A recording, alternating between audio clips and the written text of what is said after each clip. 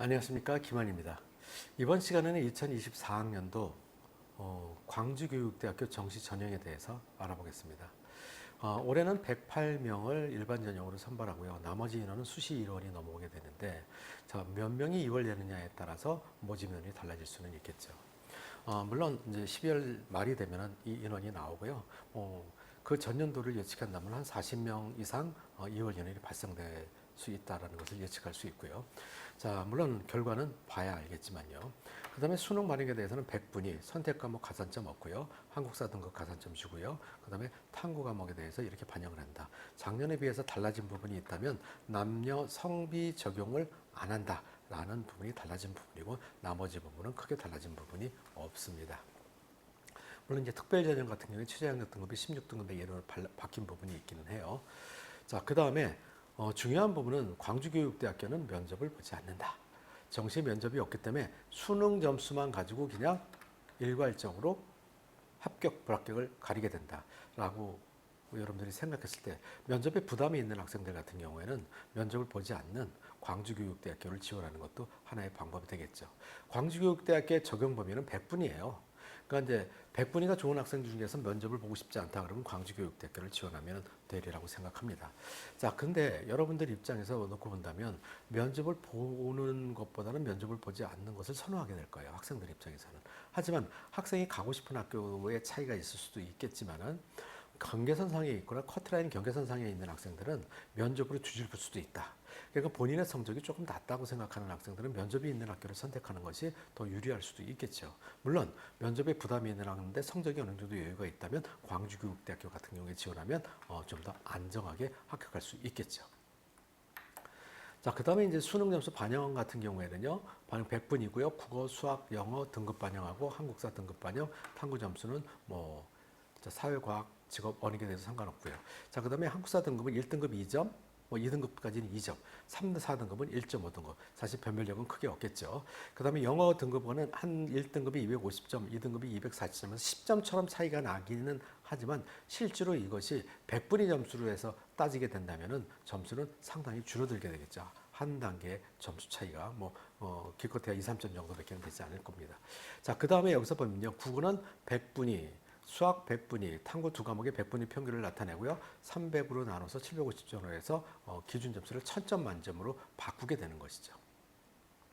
자, 여기 계산 방법대로 여러분들이 점수를 계산해서 내 점수와 한산 점수가 몇 점인데 광주교육대학교 합격 결과 점수하고 비교를 해본다면 어느 정도 점수가 될 것이라는 걸 알 수 있을 것이라고 생각합니다. 자, 그 다음에 이제 광주교육대학교 정시 전형 결과를 우리가 확인해 보면요. 모집 청원은 153위에 지원인은 103, 307명 해갖고 경쟁률이 1.99대 1, 2대 1 정도가 된 것이라고 볼 수 있겠죠. 자, 그 다음에 결과를 놓고 보면은요. 평균 점수가 260, 250, 100분위 합이 256.5 라고 놓고 본다면요. 요거는 그냥 단순히 계산한 거고요. 환산 점수는 1000점 만점에 880.96이에요.